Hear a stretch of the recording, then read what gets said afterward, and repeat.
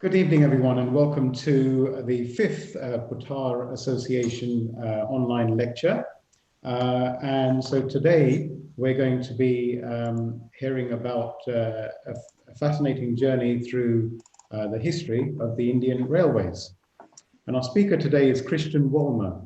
Now, Christian, he's an award-winning writer and broadcaster specializing in transport and is the author of a series of books on railway history.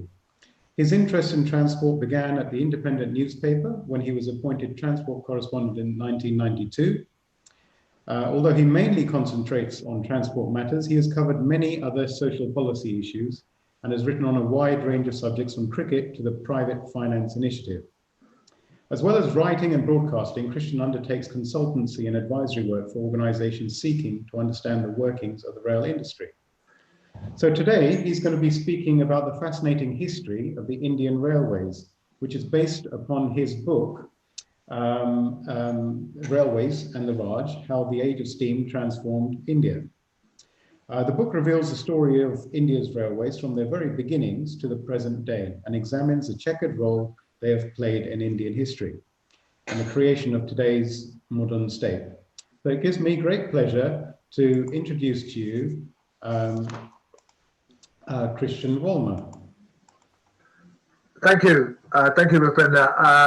It's a great pleasure to give a lecture to Indian people about their railways, and I think the presentation I'll give is both interesting but also quite radical in that it departs from the often British view of, oh, weren't we nice to give India their railways and we did it as a favour and how kind we were. And my book certainly examines the sort of the motivations behind the building of the railways by the British in India, largely, as we'll find out, with Indian money, and also charts the history of the railways to the present day, and I end up with a few slides from my recent journeys here. So I'm going to start with my presentation, and let's see that the technology is kind. Right, there we are.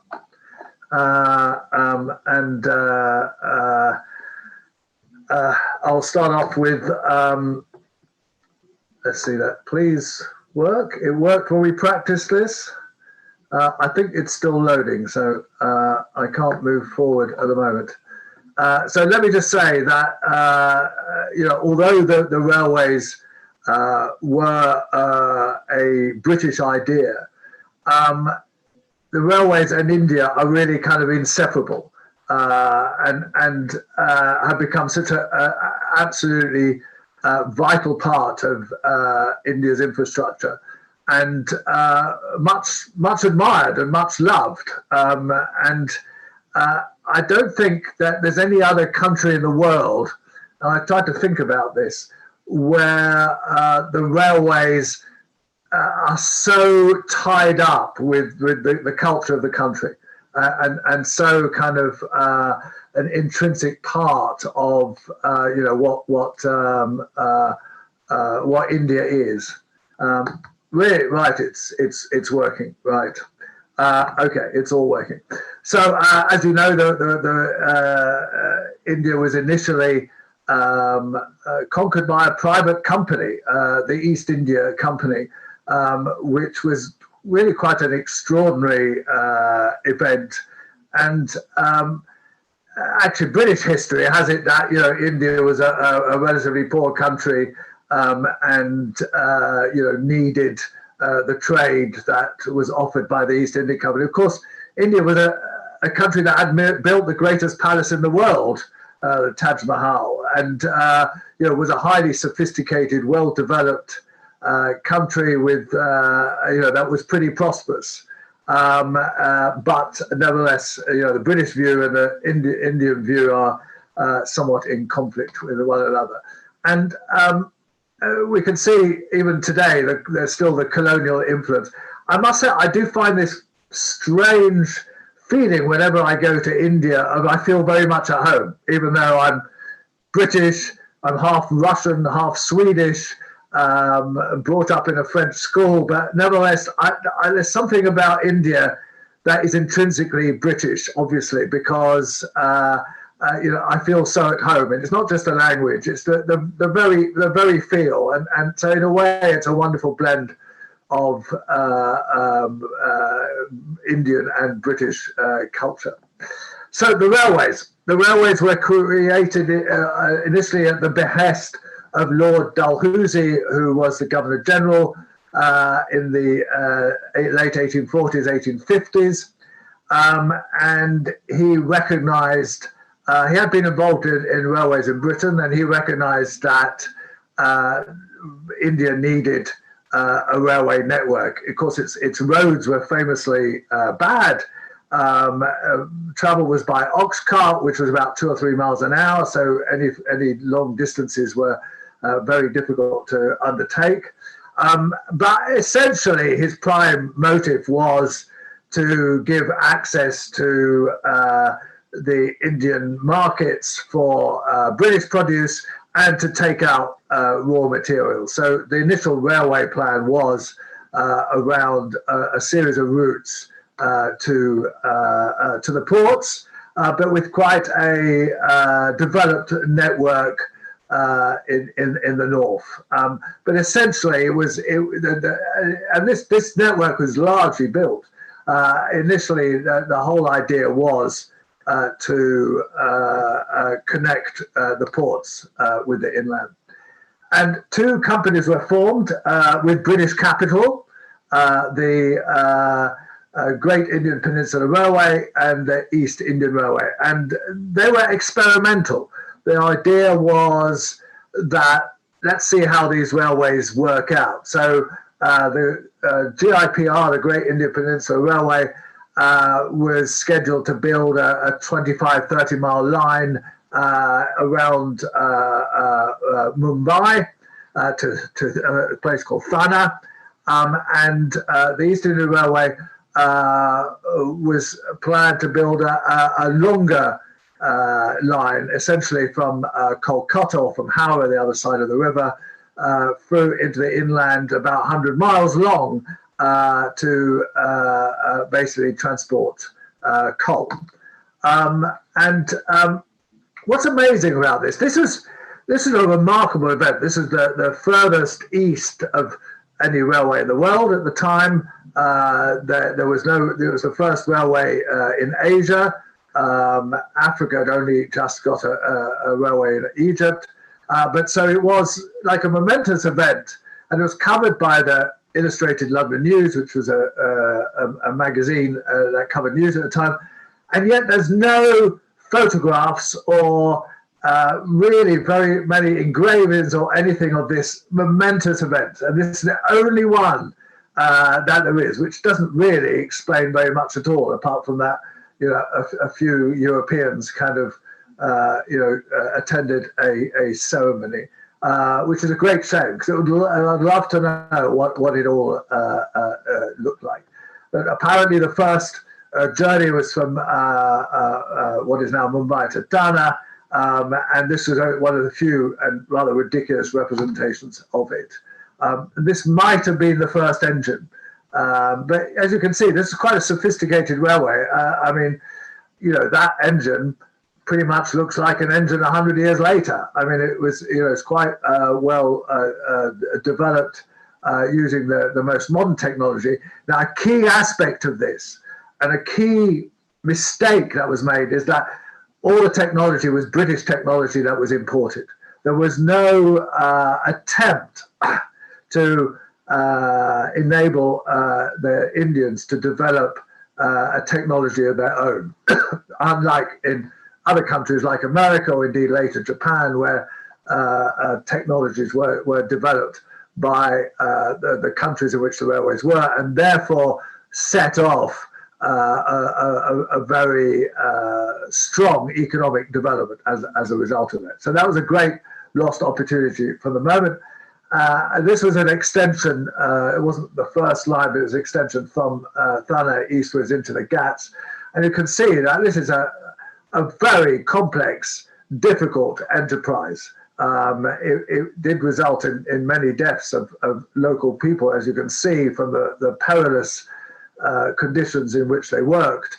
But this was the height of the technology of the day, and was remarkably sophisticated. And this is the first line over the Ghats, which had a sort of turn off here, where instead of doing a bend, the train basically travels to the end there, and the switches are swapped over, and then it goes up the next one.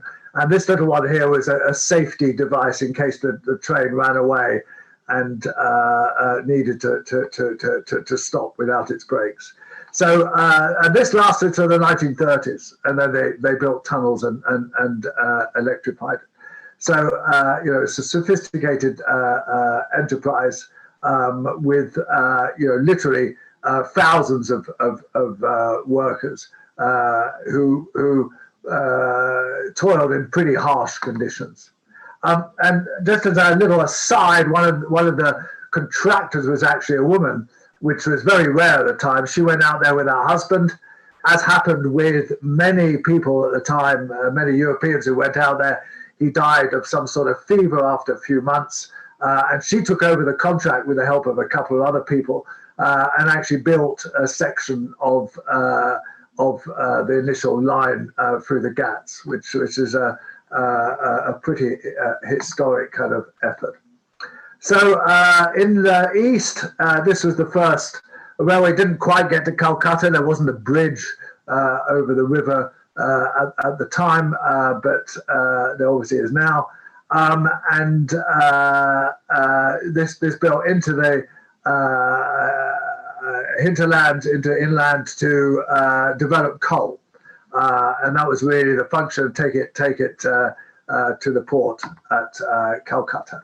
And cotton was the other purpose. Now, one of the interesting aspects of all this is that the initial thinking about the railways was that they would be largely for the sake of carrying goods. And in fact, as it happened, they proved extremely popular with passengers, and the passenger side developed. Although even to this day, the freight side in Indian Railways remains kind of more profitable than the passenger side, but that's partly down to the politics. So that this is celebrated, this opening, which was a couple of years after the Mumbai to Thana. It was delayed by the fact that there was this amazing story that the locomotives were by mistake sent to Australia because of a dispatcher's mistake, and only arrived later into India. And the first set of locomotives then sank into the sea, and they had to send out another lot. And so that's why this railway turned out to be the second railway rather than the first. But it was a much longer railway, and there was a big party to open up the line, which represented that, and represented in this big event, presumably at Howrah, to open the line. And this is just to show again, this is a sophisticated railway that was using the technology of the time. The gauge chosen was a wider gauge than the British 4.8.5, for reasons that are unknown, really. I mean, Dalhousie chose the gauge, which means that the tracks are wider apart than the British 4.8.5, which actually became pretty universal throughout the world. So the India gauge is 5.3. There's no real understanding of why this is. It does enable so that the wagons, the carriages, to be slightly wider, but it does increase also the costs. So there is a broad gauge, and some later railways were built, oddly enough, with a meter gauge, because it was much cheaper to do so. Something that actually Indian Railways has largely now got rid of. There were some accidents in the initial days. There was some corruption amongst the contractors who didn't build the bridges properly. But there was also a lack of knowledge amongst the British of the flows of underneath these bridges, and the fact that during the monsoon periods and during the snow melt in the spring, the flows on Indian rivers are far greater than anything that they might experience in the UK. And so there were several early accidents as a result of bridge collapses and the like, and other mishaps of various sorts. Even then, railways were relatively safe. I mean, we often show pictures like this, but by and large, most people undertook their journey safely, probably more safely than they would have done by roads. And what's called the mutiny in England and the rebellion in India actually changed the nature of the way that the British acted in India. I think until the rebellion, there was much more interaction between the British and Indians.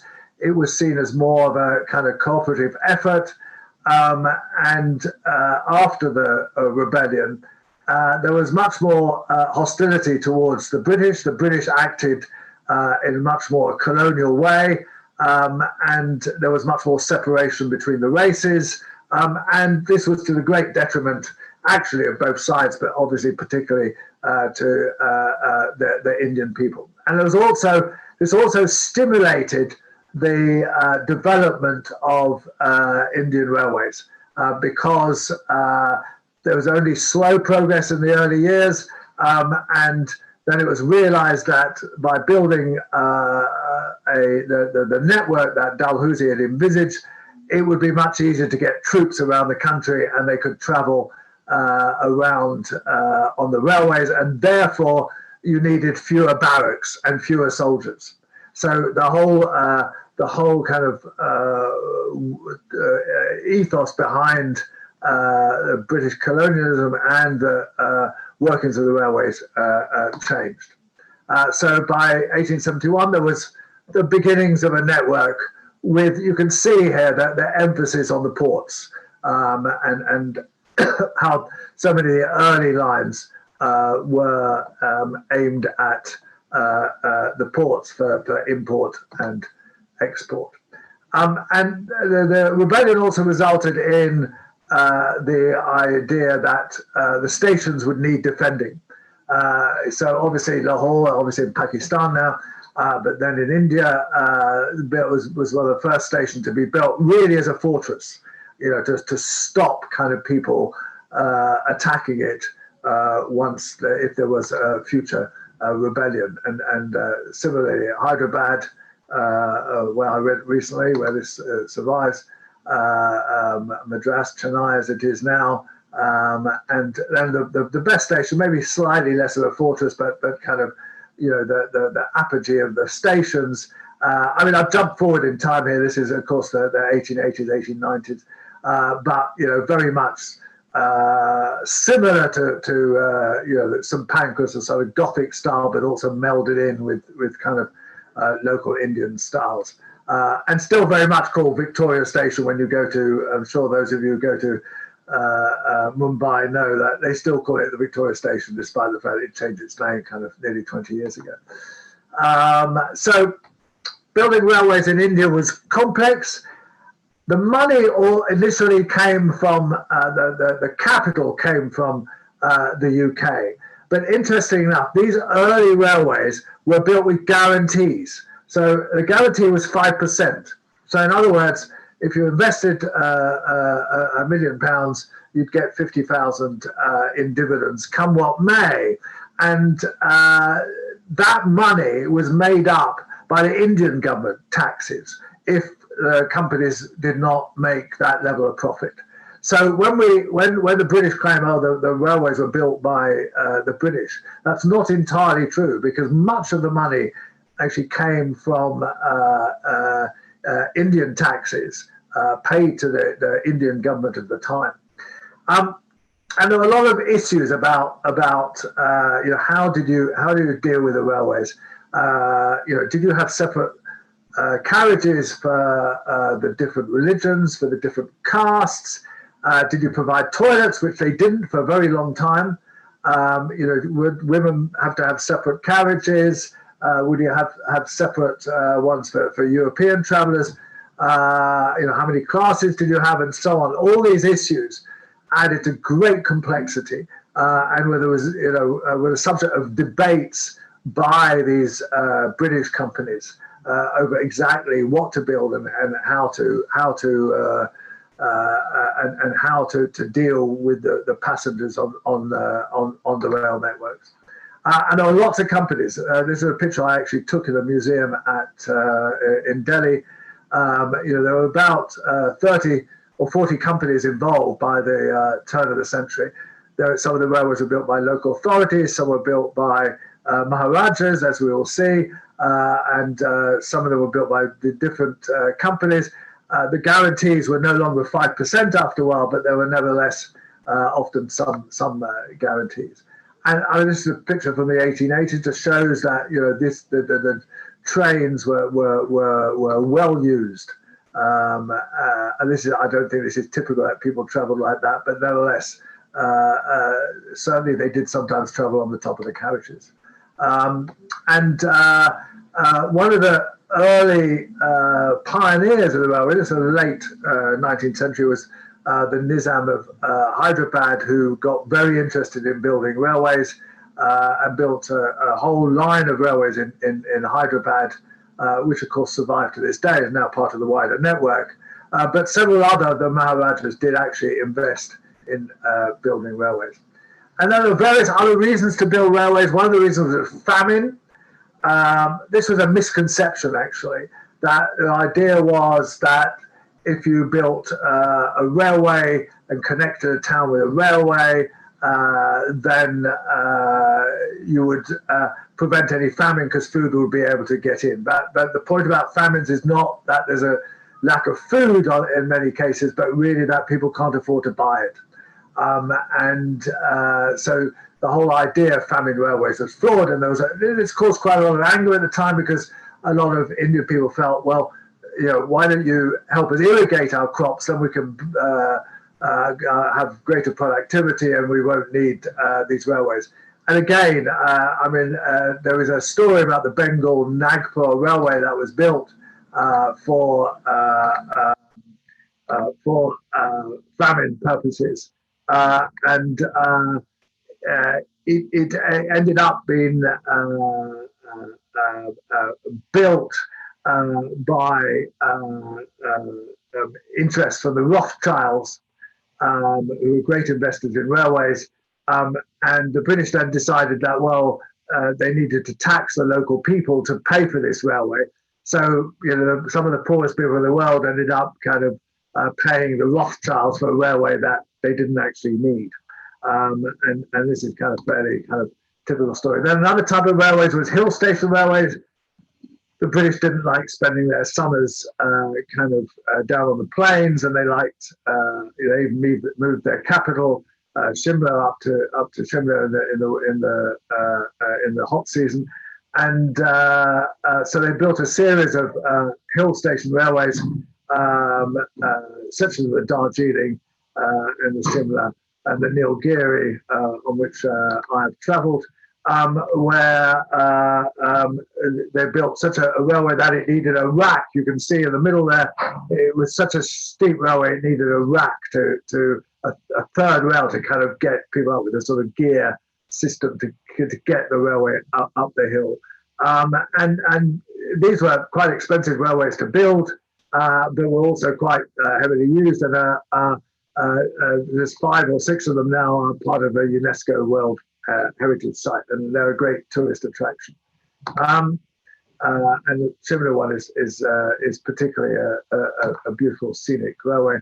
The Matharan, unfortunately, I tried to go on this in December when I was in India this year, and there was a huge landslip that had kind of prevented that stop. You can see from this why the land is prone to slipping. Given when there are heavy rains. And then there was another type of railways, with military railways, These were largely built in the west of the country of what is now Pakistan, like the Khyber Railway and several other railways. And these were built by the British, again, this paid for by the Indian government, on the expectation that there would be an invasion of India from the west, from Afghanistan, which really betrays a lack of knowledge of history, because Afghanistan has always been a pretty hostile country to any invaders, as it still is. And these railways were really pretty unnecessary and very little used, but they were amazing engineering feats. And this is the top of the Khyber Pass Railway. I mean, they were absolutely amazing kind of railways to build them through these difficult landscapes, but they were very little used. This shows you the difficulties. 3% gradient in railways is extremely steep.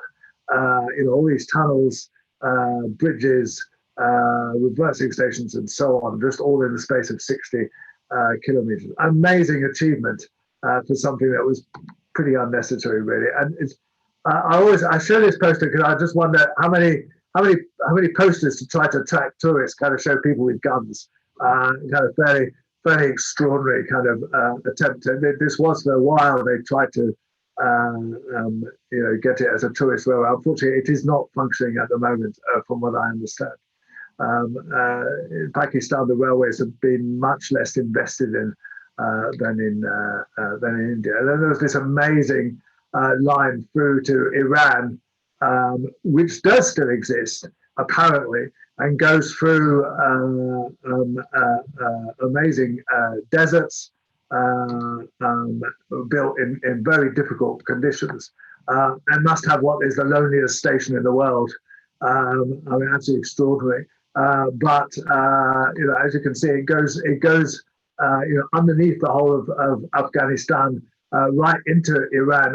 And one idea in the Second World War was to use it to get oil out of Iran, but it was never actually in the end used for that. But they did extend the railway slightly to try to ensure that it could. But it could be part of a connection between the east and the west by rail. And I think there are efforts to be looking at this at the moment. So, of course, the military railways were built in the wrong place. Where they were eventually needed in the Second World War was on the other side, because that's where the attack came from Japan, and a lot of resources were used to build up the railways in the east of the country. The Americans actually took over this railway for some time, and a lot of troops were carried to defend against Japan, although the invasion never actually, fortunately, materialized. And there is the Burma railway, which was built in Burma precisely to try to invade India. Sorry, sorry, I've jumped. I think, unless I lost some. No, sorry. I thought there were some points I wanted to make that. Okay, so I've jumped about in time a bit. I'm sorry. This is the early 20th century, when actually the Indian railways were amongst the best in the world. They were heavily used. The technology was very modern. There were some very good expresses. There was very good food served on some of the railways. There was for the European travellers. It was a great experience. Now there was a terrible class division. That first class was travelling in style, as you can see, was very comfortable, kind of, and modern kind of technology, whereas in third class, people were crammed in very heavily and with very little space and quite shockingly bad conditions. And yet it was, even though first class was a couple of 2 or 3 times more expensive, the level of provision was much greater, and first class was losing money, whereas the money for the railways was made out of third class. So in other words, the poorest travellers were in a way subsidising the people who were able to travel in great comfort. Whereas the people in the back, generally not in open air, this is exceptional, but they generally had pretty poor conditions, and were paying fares that contributed to the more luxurious ends. And it was all British technology, and as I said, British bosses. One of the saddest aspects of this is that all the jobs were kind of classed according to race, and the engine driver was always white, apart from some freight trains where there were Indian railway drivers. The firemen were always Indian. Now in Britain, what happened was that firemen would get promoted eventually to become drivers, whereas in India that didn't really happen. So the firemen stayed firemen all their lives, which is a really grueling job. You have to kind of shovel in coal all day long, really. You have to keep those furnaces going. But they never got promoted. And similar all the way through.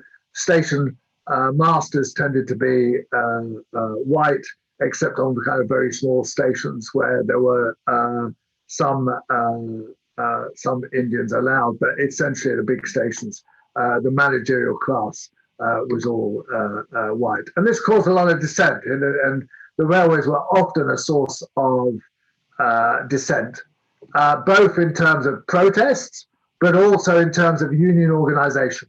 Just as in the UK, just as in the United States, just in other places I've written about, the strongest unions often were the railway unions, because they had the capability of stopping what was a vital service. And these are different protests on the railways that were commonly used as a way of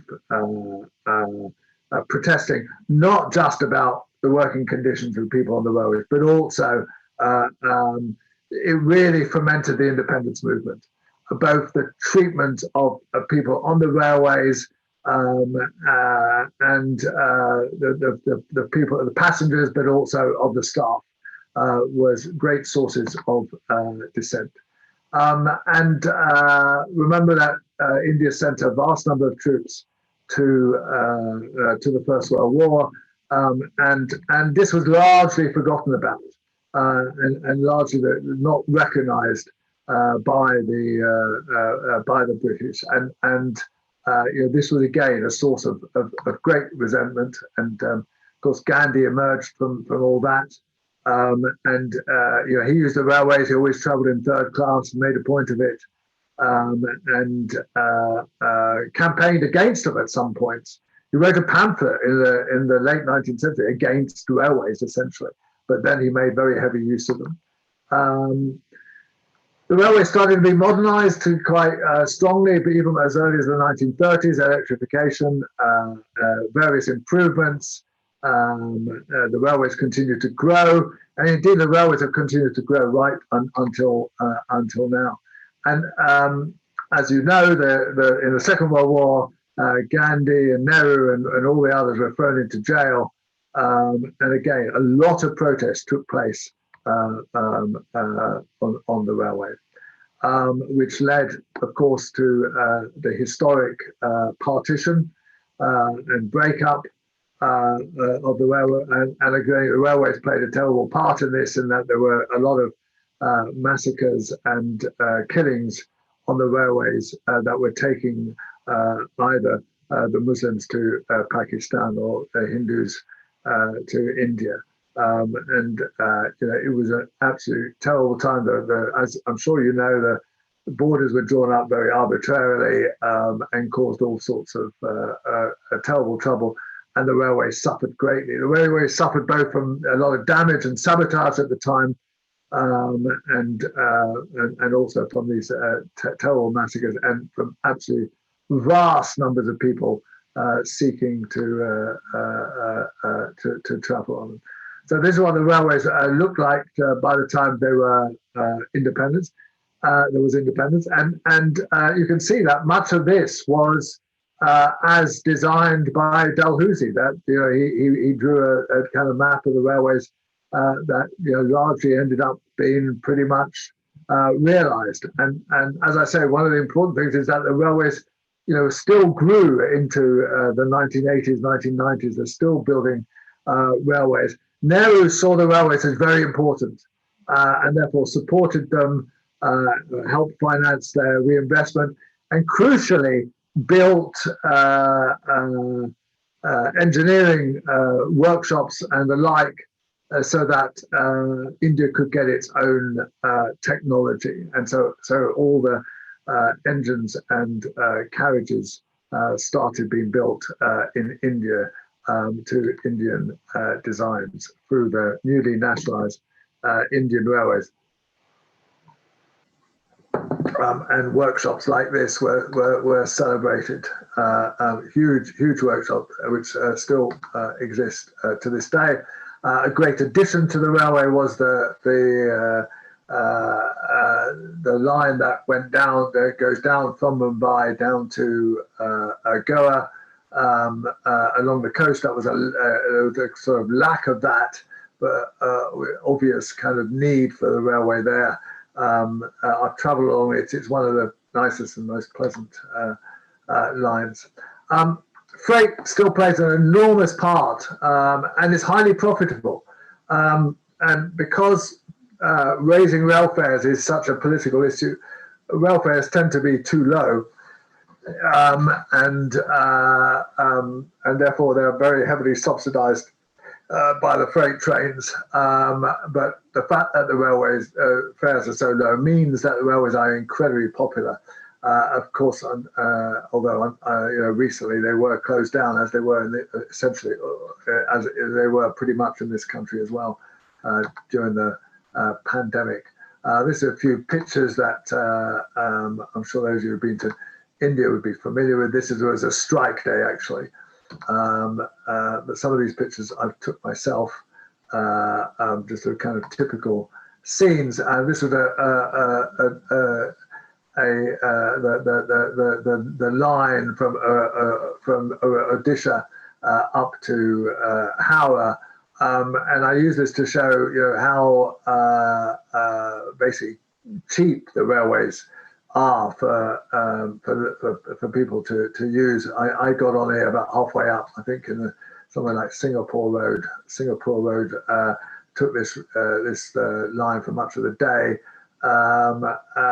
And still it cost me, less than, a couple of quid, 2 or 3 quid, which is quite extraordinary.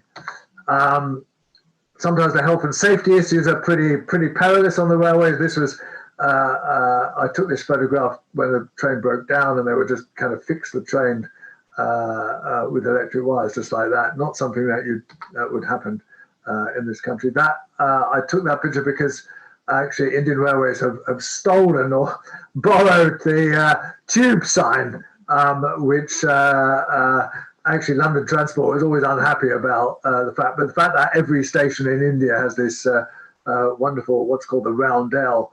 I think it's quite entertaining, and I think London Transport is not going to protest. This was the station I took. I can't. It wasn't Singapore Road. It was something else road. And what is amazing about this? So this was a kind of key part of the rail network in Odisha, and was a key junction where you could take where the trains could pass each other.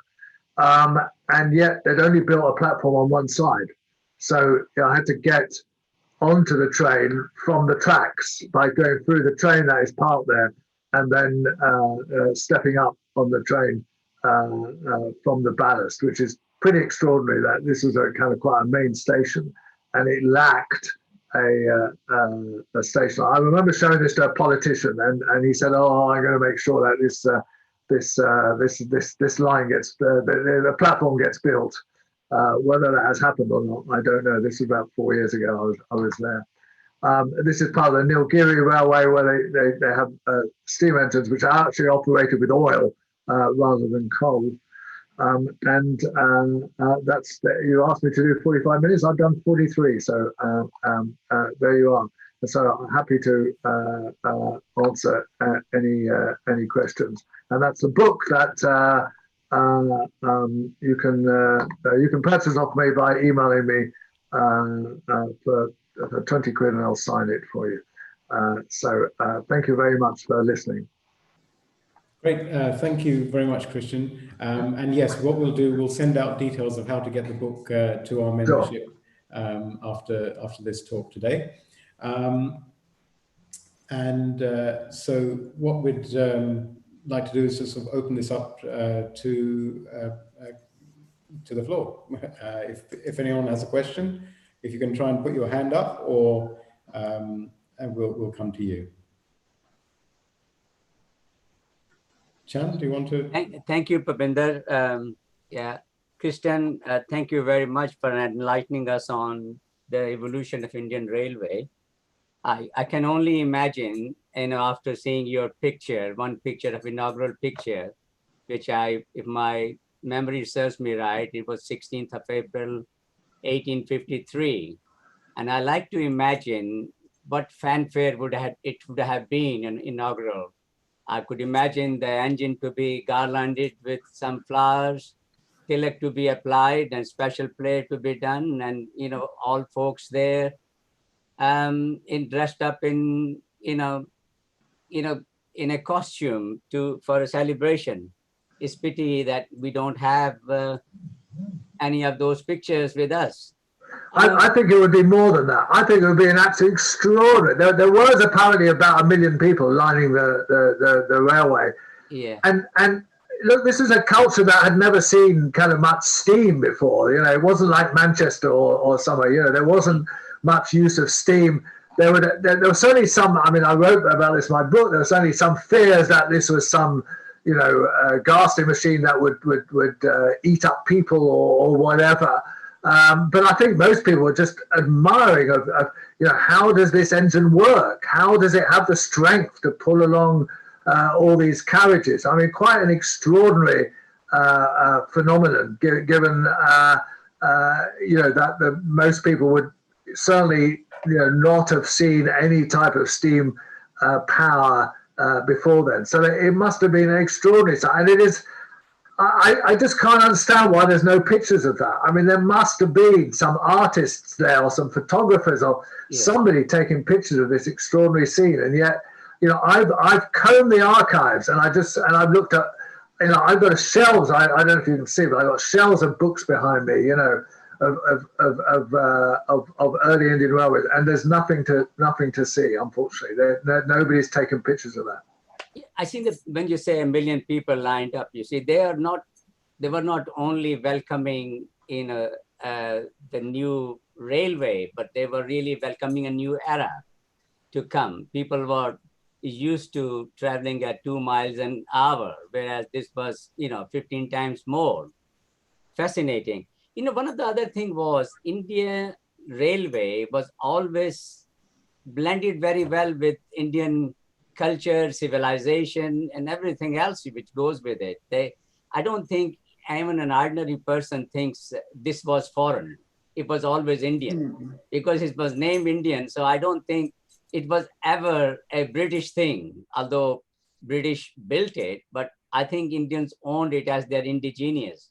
I'm fascinated by that. Why do you think that was? Because I think you're right. They immediately adapted it to their kind of uses and made very heavy use of the railway, but other countries didn't so much, and the Indians just it is a really symbiotic relationship. the more people use the railways in India than any other country. You know, it's 25 million people a day or something use the railways. I mean, it's just extraordinary. Why do you think that is? It's all, I think it opened up a new integration among people. The caste system we had, people never sat next to each other. So that opened up the opportunities. People got to know each other, and they could travel from one place to another, which they never did before. You know, most of the people were confined to 5 miles radius entire their life. Coming back here, I think you touched upon, I think you're quite right, that Lord Dalhousie is to be correctly to be named as the father of Indian Railway. But where does I call Sir Roland MacDonald Stephenson as the architect of the whole thing? It was his plan, which really still is implemented even today. Well, I mean, he had an idea, but it was more Dalhousie who actually set out the layout, and also, amazing enough, got it through. It was. You know, this is still quite early in railway history. I mean, our first railway really was the Liverpool and Manchester, 1830. So within 20 years, less than 20 years, already they were dreaming up ideas for Indian railways, and as you say, opened the first railway in 1853. It was really thinking ahead of its time, and I mean, I think you have to give the British some credit for that, in that they saw the importance, even if mostly they were thinking of both how they can exploit the mineral wealth of India, and also how they can take manufacturers back to Indian and for a vast market. So, but it was a very early enterprise, and that is. I think that's also why it's so inculcated in Indian culture. As I showed in that map of 1871, there was already quite a big network of railways in India. Yeah, you're right, actually. But I think the only regret I think people have, that I think more could have been built in India, especially the sleepers and everything. Lord Stephenson, Lord Dalhousie, quite approved the Indian wood and everything else. The wrought iron facilities were there, they could have used for the components. But it's sadly that I think India missed out on early industrialization. Oh, absolutely. I think that the country you can compare it with is Japan. Japan didn't actually build their first railways till the 1890s. But right from the start, the government of Japan said, right, we're going to create these locomotive companies. We're going to fund them, and we're going to stimulate them to build locomotives and all the other paraphernalia that goes into railways. The British did exactly the opposite. They said, no, we're importing everything from, of course, from the northwest and the northeast, which was the heart of the Industrial Revolution. And by doing that, they didn't allow what economists call is the takeoff of Indian industrialization. I think they set it back by Indian economic progress by maybe 50, 60 years. India would be far more technologically advanced if they'd been allowed to set up a rail industry and a network that would have fed into a whole supply chain, because the railways are not just about building the locomotive. As you said, it's about building the sleepers, it's about building the signaling, it's about producing the tracks, and all sorts of things that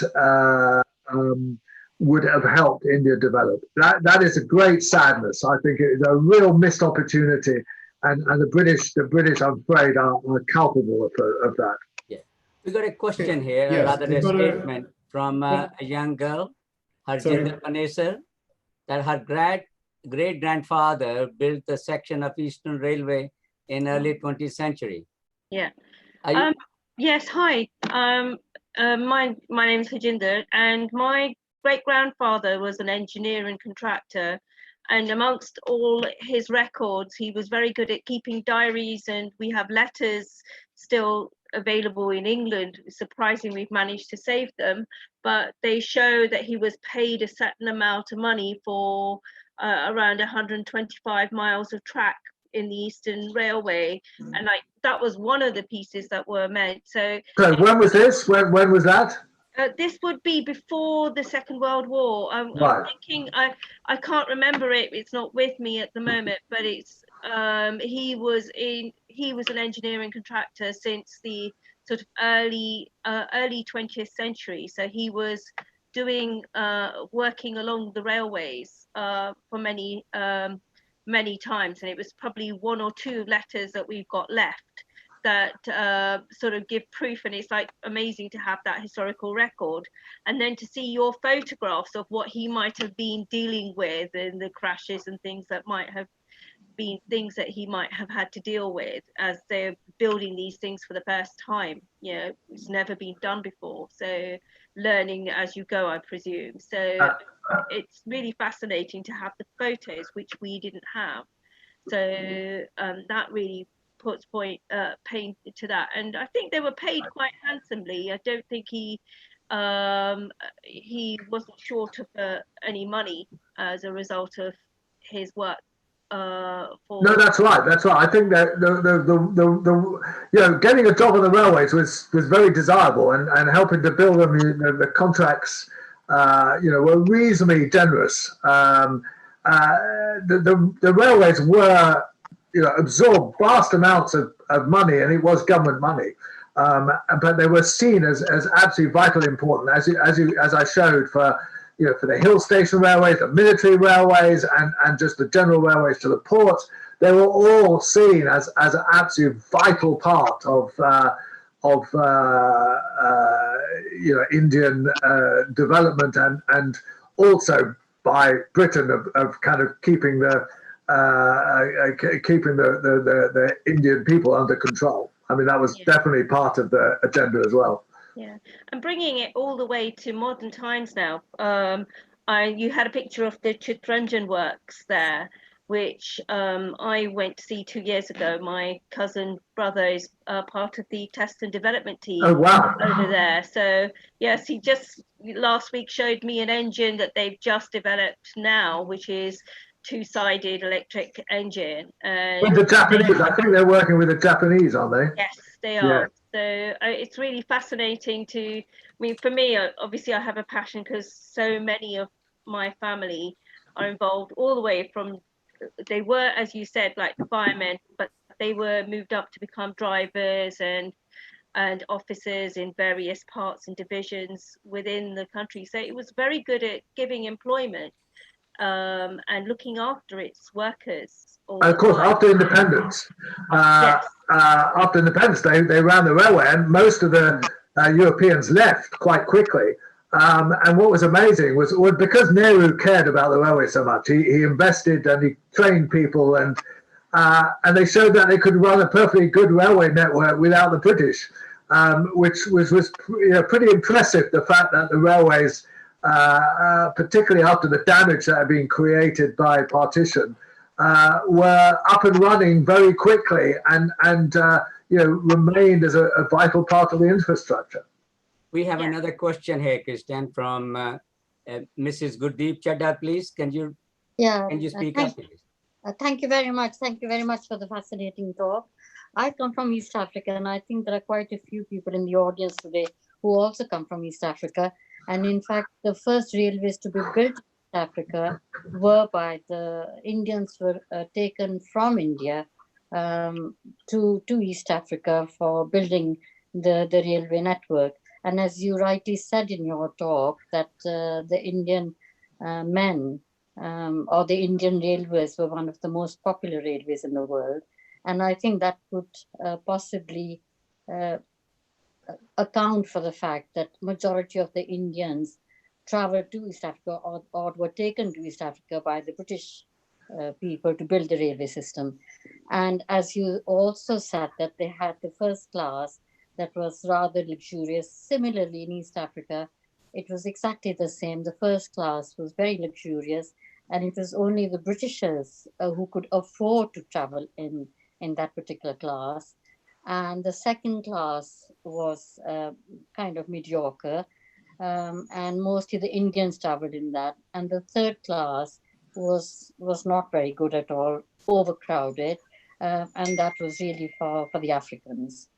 So it's really yes. No, that's fascinating. Of course, I think the railways were the main reason why lots of Indians ended up in Africa. I think that was the main kind of source of reason why they went there, and because they had the experience and the skills to actually build those railways, with some of which still survive to this day. And of course, it's now the Chinese who build the railways in Africa. But yes, for a very long time, it was the Indians. That's right. Thank you. Okay, Christian, one of the problem we had in India in early days about the sanitation in third class compartment. I mean, they were guaranteed 5% return. So why were they so reluctant not to give basic toilet amenities? I find that's a shocking part of the story, and I do go into it in some detail in the book, but I didn't want to in the lecture particularly. I think it was a failure to understand the culture really, and a failure of humanity really. I mean, I think these were. You have to remember that a lot of these decisions were being made by boardrooms in London, in the city. And they had absolutely no idea of what they were, of what the conditions were like. And to be fair, a lot of the early British English trains did not have toilet facilities and stopped at stations every hour or two to use the facilities there. And I think they underestimated the fact that the journeys in India were so much longer and had huge stretches that made the whole experience for people very uncomfortable. But there was a big debate about providing facilities, and thankfully, by about the 1870s, they began to do so. But why they didn't before is quite a shocking story. Was it Lord Curzon who made it a ruling? That was a bit later, but yes, I mean he certainly made some improvements, Lord Curzon. Yes. Good. Okay, so I think we're almost running out of time. So I really want to thank you once again, Christian, and also to remind people that. We have one question here. We have a Shankar Mathur. Okay, one more question. Yeah. Shankar Mathur, please. Yeah. Can you unmute yourself, Shankar? Yeah. Hello. Yes. Yes. He remuted himself by mistake. Go on. Unmute. Unmute yourself. Yes. Shankar, ask the question. Oh, he's muted himself. All right. Unmute yourself, Shankar. Unmute yourself, Shankar.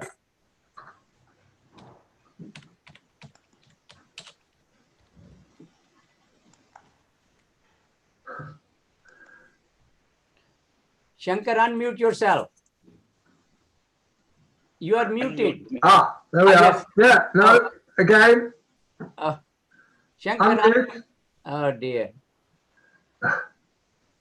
Quite frustrating. Yes. Come on, Shankar, now speak up. Yeah, can you hear me now? Yeah. Yes, good. Okay, Christian, thanks a lot for a very interesting lecture. And I'm right now sitting over here in Bombay, in India.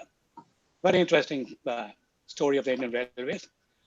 You did mention about the station masters in most of the places those days to be the Britishers. It's very true. I must just add that in India, we have a community called Anglo-Indians. And when you trace the history of the Anglo-Indians, you'll find most of them have the roots in some of the smallest railway stations somewhere. So that was one of the social impacts of the railways, especially when it spread out to the smaller cities. And those days, for Indians, there were not many job opportunities. If you had done your metric, that was the 10th standard, the only possibility you can get employed was either in the railways or in the post office. and a few other places. So a lot of people with education of 10th standard used to work for the railways. And the railway did spread a lot of literacy and English speaking to the countryside. That's the point I want to make. Okay, well, yes. I didn't mention the Eurasians, but it's a very interesting story of itself, actually. And they had a kind of status halfway in between. And they even had their own settlements and encampments that were separate from the Indians and separate from the Europeans. Yeah. And they occupied a lot of the middle ranking. They did a lot of clerical work, as I'm sure you know, and they did have some minor kind of station masters on minor stations and the like, and did have more drivers certainly than the Indians. And you know, some people pass themselves off as Eurasians when they weren't, and because it gave them, if they were light-skinned, it gave them better status, and all that is shocking. I mean, it's all. I mean, it's a shocking history given you know where we are now, and in fact, I think the Eurasians got a rather bad deal after independence, when quite a lot of them came to Britain and. They did. I think. Correct me if I'm wrong, but I think a lot of them didn't get a very good deal. And most of them migrated to Australia, Canada. Right. Zealand. Okay. Let me just respond to Christian. Talking about the Anglo-Indian community. Well, I don't know how many people know. In the Indian Constitution, in the initial years, there were 2 seats reserved for the Anglo-Indians, and they used to go to the parliament without any election. So they did have privileges even after the independence. I don't know whether the seats are still there or not. You're right, there was a lot of apprehension. What will happen to them when the British leave? But I think they amalgamated very well in the society. And they've done very well. Good. Okay.